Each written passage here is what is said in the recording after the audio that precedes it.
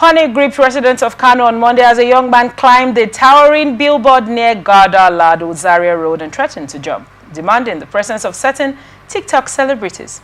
The drama unfolded in the earlier hours of the day, drawing a large crowd of onlookers and prompting the swift deployment of emergency responders and security personnel to the scene. According to the spokesperson for the Kano State Police Commander, SP Abdullahi Kiyawa, the man stated that he would not descend unless some popular TikTok influencers he follows come to the location.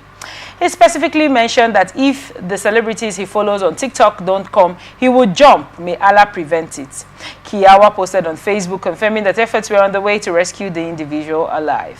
While the reason behind the man's demand remains unclear, the incident underscores growing concerns over the psychological impact of social media on young people.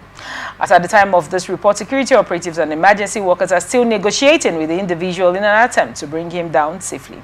His identity has not yet been released. Authorities have urged the public to remain calm and avoid crowding the area to allow rescue teams operate effectively. You know, this age of social media and this idea that we can make money off of social media by gathering views has now become a menace when you look at this report. I want to get your thoughts on it. Well, on this, it's so sarcastic. On this, I wish him well. You wish him well on the jump. I wish him well on the jump. It's a process, but I believe after jumping, he should ensure that his name is in Guinness Book of Record. Okay, the first man who jumped from a 12, because he wants his followers to vote. He wants the celebrities that he wish to views and post and all that. He wants them to come over there. Come over and see him. It's really a good one. In course of this, I'll tell you a story, Ataria. You know, in the literature department, we are blessed with tales. Now, the mother vulture had a child, a little child. The child was crying. He was begging the child not to cry. In fact, the child got to a point was kind of that child that he want to die. So the mother vulture, after begging, brought food, brought this, but no way. The child was still crying that he wants to die. Mother vulture now called the child and said, "Come, let me tell you, in case you don't know this part, let me tell you who I am and what I do for the living." He said, "Well, it's a good one that you want to die, but let me inform you that if you stay alive, it's a good thing that I have a child that is alive. It's a good that I will accept it. And if you also die, I also inform you that I, vulture, mother vulture, I eat dead animals, those things. So if you also die, it's also for my benefit because I will still eat you. So in whichever way you want it, it's good for you." So that's over to the young man that wants to jump down. Whichever way is also good. If after he stood there up there and everybody looks at it and sigh and go over to their various businesses, maybe I think we should be looking for a way to come down. Right. Now, you know that there has been call for the regulation of social media use in Nigeria. There's been the plan to actually sign it into law, which hasn't really come through yet. But if you go on TikTok, you see people's daddies, right? People's mothers. I mean, have you been on TikTok? Yes, I'm on If you're on TikTok, you'd agree with me that you see someone's real dad on TikTok tying a wrapper across their chest or wearing a woman's dress or gathering pot belly together.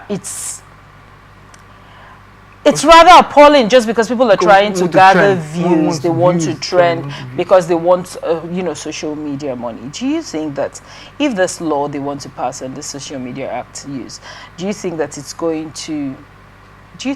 to make or mar us as a people? The kind of content we're able to put out there. I want to point something out to you also while we're having this discourse. Do you know that TikTok belongs to the Chinese? Now, while TikTok belongs to the Chinese, do you know that the TikTok we use, the general world uses, is different from the TikTok the people in China uses? They have a different TikTok. The name is not coming to me just now, but there was a time I was trying to join on there, but of course it's not in English. Do you think that at the end of the day, if they put out this law for social media use, do you think that it's going to be to our advantage and put into cognizance that many people have businesses on these social media platforms? some people use social media for good. I have actually gained from social media, but now the aspect of things like this, he's up there with his phone streaming for views, people are watching it, and he's going to jump. Do you think that if we had a law, or if the law gets passed, it's going to be an advantageous one or a disadvantageous one? Okay, everything has an advantage, has disadvantage. Rightly so. And my concern is that the abuse of it. Okay. The abuse of it. You know, this I don't want to use the word. I'm trying to this Gen Z generation. Right. Their concern is now what we're taught or what we know. Their concern, I think they just want whatever that is trending. Gen Z will always say millennials are always attacking them every opportunity they get. So is that what you're doing? And they also say this Gen Z Alpha that also coming. So my concern is that this Gen Z generation, they should put an eye on it. I will thank the Facebook mark for what is doing at a point that there's some posts that you post on Facebook and all that. Right. They will restrict you. If such measures are being given into all the social media platforms, TikToks, Instagram, and that, there's some things you post, you'll be restricted. Right. I believe that will serve as that will go along. Because most of the time you just bring you just with your phone want to check something and you see something will just pop up. That you did something that is not your business. That is not your business. That you never wanted. You did up, and sometimes you try to exit it. It will not until you press OK, and you just go into what you don't want. You never wish for another, and maybe sometimes it's opposite of what you want. If it's even something close to what you want, it's cool. Maybe opposite of your lifestyle, opposite of your belief system, yes. Of your belief system, opposite of your norms, and you get irritated. So that is. So there should be some restricted measures. So some things that pops up, some things that want to do, and some level of age restrictions. Age restrictions. Right. Thank you so much for your insight on that report. And this is where we wrap it up on this episode of Atlantic Society Watch. Thank you so much, Stephen Akrika, for coming on the show and giving us.